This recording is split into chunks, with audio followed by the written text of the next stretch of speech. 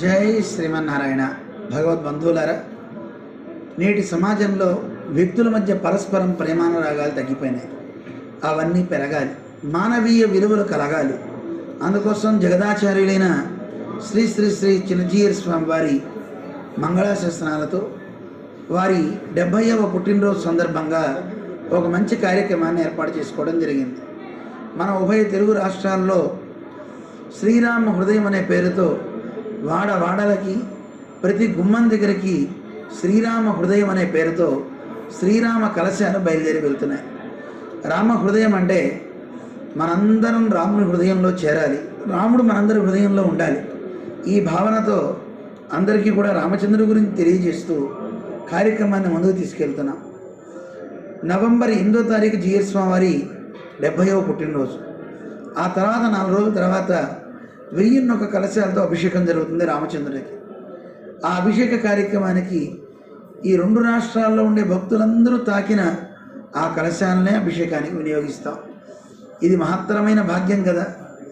భగవంతుడికి కూడా ఇష్టం, తన భక్తులు తాకిన కలశాలతో తాను అభిషేకం చేసుకుంటాడు ఆనందంతో.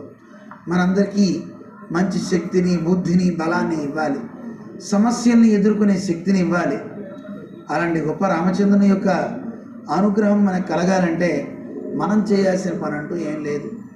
రాముడు ఒక మాట చెప్పాడు, ఎవడైతే తవాస్మి ఇది చ యాచతే, నేను నీవాడిని అని ఎవడంటాడో అలాంటి వాడిని నత్య చేయం కథంచన, ఎప్పటికీ వదిలిపెట్టను అన్నాడు రామచంద్రుడు.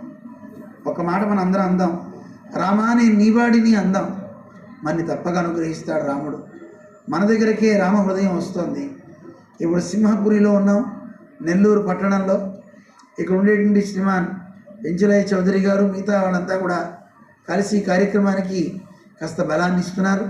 ఇక్కడ కూడా మండలాల్లో ఒక్కొక్క మండలానికి 10 మంది సభ్యులు ఏర్పడి ఆయా గ్రామాల్లో ఉన్నటువంటి ప్రతి గ్రామానికి, ఆ మండలంలో ఉన్న గ్రామాలకి 15 రోజుల కాలంలో ఈ కలశాలన్నీ వెళ్ళి రావాలి.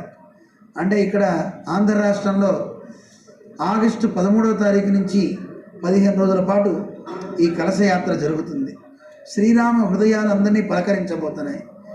అక్కడ ప్రతి గ్రామంలో కూడా ఒక భక్త సమాజాన్ని ఏర్పాటు చేయబోతున్నాం, శ్రీరామ హృదయ సమితి అనే పేరుతో.